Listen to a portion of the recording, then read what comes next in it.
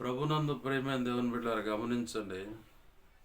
కొంతమందికి ఎన్ని వైద్య సేవలు పొందుకున్నా కానీ, అంటే వైద్యులను సంప్రదించి వ్యాధి నిమిత్తమే వెళ్ళినా కానీ టెస్టులు చేస్తారు, అంతా బాగానే ఉంటుంది. కానీ ఆ వ్యాధి మాత్రం తగ్గదు.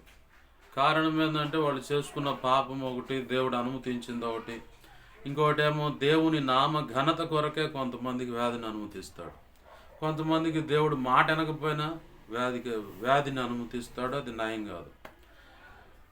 కొంతమందికి ఎలా ఉంటుందంటే తొందరపడి దైవజనులు కానీ దేవుని పిల్లలు కానీ నోరు జారి మాట్లాడినా ఈసడించు అంటే చేదరించుకున్న తృణీకరించినా కానీ ఖచ్చితంగా వ్యాధిని అనుమతిస్తాడు. ఆ వ్యాధి న్యాయం కాదు. ఎప్పుడు అది న్యాయమైందంటే ఏ వ్యక్తి విషయంలో అయితే పొరపాటు జరిగిందో, ఏ వ్యక్తి విషయంలో అయితే తొందరపడి నోరు జారిన సందర్భాలు ఉంటాయో ఆ సందర్భాన్ని బట్టి ప్రభు పాదాలు పట్టుకొని, అయ్యా నాది పొరపాటైంది క్షమించు.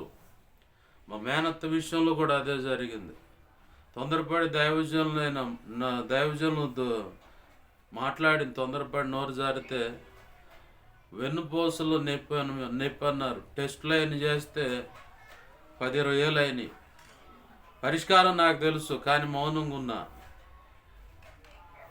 డాక్టర్లు మరి తీసుకెళ్ళి మంచి వాళ్ళు చెప్పిన పని ఏంటంటే 1,00,000 రూపాయల దాకా ఫిజియోథెరపీగా అట్లా ఖర్చు అవుతుంది అన్నారు.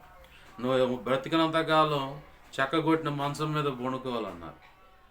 కానీ అంతా అయిపోయిన తర్వాత నేను మాట చెప్పాను, ఎవరి విషయంలో తొందరపడి ఏదన్నా నోరు జారి మాట్లాడినా, ఏదన్నా విషయంలో దైవజనుల విషయంలో కానీ కుటుంబీకుల విషయంలో కానీ ఎవరి విషయంలో ఆయన తొందరపడి నోరు జారి ఉంటే ప్రభు పాదాలు పట్టుకుని క్షమాపణ అడుగమ్మా, ఖచ్చితంగా దేవుడు కార్యం చేస్తాడని చెప్పంటే ఆ మాట చెప్పాను లేదో 2-3 నిమిషాల్లోనే ఆమె అంతరంగంలోంచి మౌనంగా దేవుని పాదాలు పట్టుకొని క్షమాపణ అడిగింది. వెంటనే దేవుడు ఆలోచన ఇచ్చాడు. ఫలానా డాక్టర్ దగ్గర పోయి సలహా అడుగు. ఆ డాక్టర్ దగ్గర నుంచి ఇంకో డాక్టర్ దగ్గర పంపిస్తే అతను టెస్ట్ చేసి నీకేం రోగం లేదు, చిన్న మెడిసిన్ వాడితే సరిపోతుంది, అంత క్లియర్ అయిపోతుంది. పశ్చాత్తాపడటం వల్ల ప్రభు కృప ద్వారా వచ్చినటువంటి స్వస్థత, బుద్ధిహీనంగా మాట్లాడిన దాన్ని బట్టి చేసిన దాన్ని బట్టి వచ్చిన రోగానికి వెంటనే పరిష్కారం ఏంటో తెలుసుకొని ప్రభు పాదాలు పట్టుకొని పశ్చాత్తాపడితే వెంటనే వచ్చిన స్వస్థత అన్నమాట. ఇలాగూ కూడా కొందరు జీవితాల్లో దేవుడు కార్యం చేస్తూ ఉంటాడు. ఒకవేళ నీ పరిస్థితి అలా ఉందేమో గమనించుకొని ఇకనైనా దిద్దుకొని ప్రభు పాదాలు పట్టుకొని క్షమాపణ వేడుకున్నట్లయితే ఖచ్చితంగా ప్రభు కార్యం నీ జీవితంలో చూస్తావు. దేవునికి మహిమ కలుగును గాక. హల్లెలూయా.